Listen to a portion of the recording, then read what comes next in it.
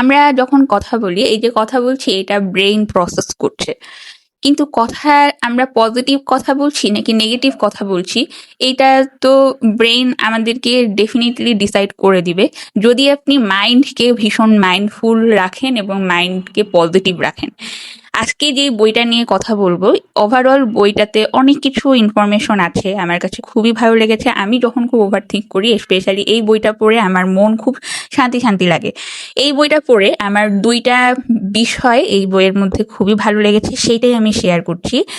একটা হচ্ছে negative emotion কখনো কখনো মানুষের লাইফে পজিটিভ পারপাসেও আসে। যেমন এই বইতে লেখা আছে যে ইলন মাস্ক এবং আব্রাহাম লিঙ্কন, বিশেষ করে আব্রাহাম লিঙ্কন যখন তার ফিউন্সিকে হারিয়ে ফেলে, তখন তার লাইফে যে ট্র্যাজেডিটা গিয়েছে, এইটার পরবর্তী সময়ে কিন্তু সে প্রেসিডেন্ট হয়েছে। তো এটা হয়তো একটা সার্কামস্টেন্সেস বলছে। তারপরেও এখানে আরো কিছু লেখা আছে যে নেগেটিভ ইমোশনটা হচ্ছে একটা লুপের মাধ্যমে বা একটা প্যাটার্নে চলে।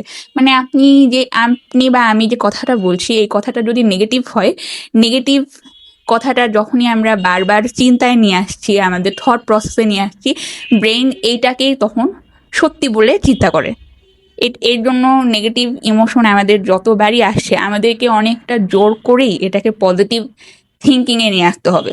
এখন জোর করে আমরা কিভাবে পজিটিভ থিঙ্কিংয়ে নিয়ে আসতে পারি, সেইটার কিছু লং টার্ম প্রসেস এবং শর্ট টার্ম প্রসেস এই বইটার মধ্যে ডিটেইলসে লেখা আছে।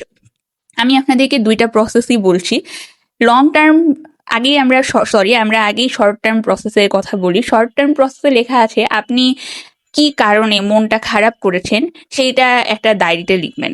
এই ডায়েরিতে আপনার যখন লেখা হবে, আপনি ওই থটটা থেকে একটু ইন্টারাপ্ট করে আপনি একটু গান শুনেন, একটু কবিতা লেখেন বা একটু 30 মিনিট হাঁটেন।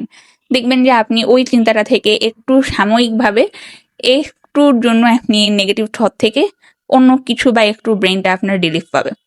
এবং লং টার্ম প্রসেসে এটা লেখা আছে যে আপনি যখন ফাইন্ড আউট করছেন যে আপনি ঠিক কোন ওয়ার্ডে নেগেটিভ থটে ট্রিগার হন, সেই ওয়ার্ডটার উপরে আপনাকে ফার্স্টে অ্যানালাইসিস করতে হবে। অ্যানালাইসিস করার পরে আপনি তখন ফাইন্ড আউট করতে পারবেন যে এই নেগেটিভ ওয়ার্ডটা থেকে আমি কিভাবে দূরে থাকতে পারি, অথবা এই নেগেটিভ ওয়ার্ডটা আমার কান পর্যন্ত যেন না আসে, সেই ফাইটটা আপনার ব্রেইনকে ট্রেন আপ করতে হবে।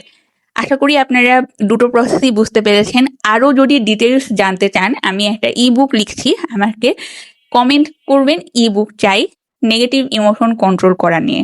আজকে এই পর্যন্ত, পরবর্তীতে আমাদের আরো অনেক গল্প হবে।